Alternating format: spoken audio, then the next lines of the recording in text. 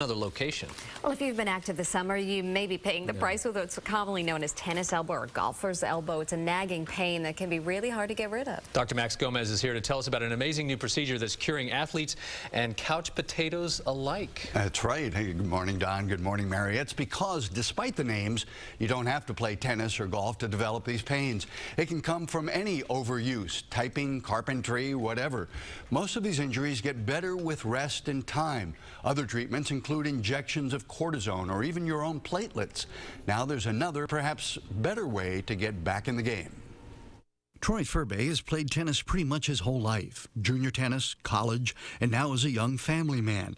But he's had to stop because he developed tennis elbow. It's basically a sharp pain right on what feels like the bone, on the outside bone of the elbow, and then it sort of goes down into the muscle about halfway down the forearm. And even writing was starting to hurt, working on the typewriter on the computer. When ice, rest, and anti-inflammatory medications didn't help, Troy sought help from sports medicine doctor Eric Balaguer, who had another option for Troy. It's called Topaz. Tennis elbow occurs where muscles of the forearm attach to the arm bone via a tendon. Repetitive use causes micro tears in the tendon that disrupt blood flow, causing pain and making it hard to heal. So every time you do any kind of motion with your wrist, when you extend your wrist, you have a great amount of discomfort in the area. And it keeps progressing and progressing. The Topaz device uses radio frequency to heat and essentially melt tissue just around the tiny tip, avoiding damage to surrounding tissue. For tennis elbow, Dr. Balaguer made tiny holes in Troy's painful elbow tendon, making a small grid of micro divots all along the tendon. This stimulates the body to mobilize its own dormant healing powers. That will promote healing components to return to the area and increase the blood flow, creating a pretty rapid healing in the area.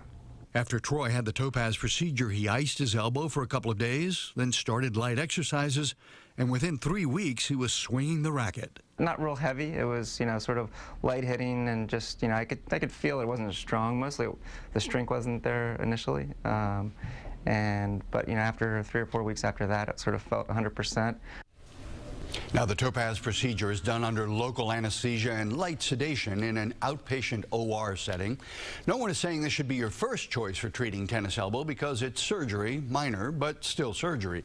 But for folks who've tried conservative therapies and the pain is too much, or they really want to get back to playing sports, this could be the ticket. I remember when I was playing competitively, it could keep you out of the game for weeks at a time, and they would do the platelet injections. How does this compare to that? By the way, and also Nick Swisher was out for a while here with tennis elbow for the Yankees, so it's serious stuff. The platelet injections take your own blood, they spin it down, and then they inject it back into the painful tendon. There's a couple of drawbacks to that. One is it can cause a lot of pain, more pain first before it gets better, and that part isn't covered by insurance. So that can be a lot of money out of pocket, whereas right now the Topaz is covered by insurance. And the Topaz, by the way, may also be useful for plantar fasciitis. And that's a big, disability thing for people as well, because you can do the same. It's basically the same injury as tennis elbow, and you just poke the little holes in the soles of the feet. Wow, interesting. Yeah. Dr. Max, thank you so much. You bet. John Elliott's been using the excuse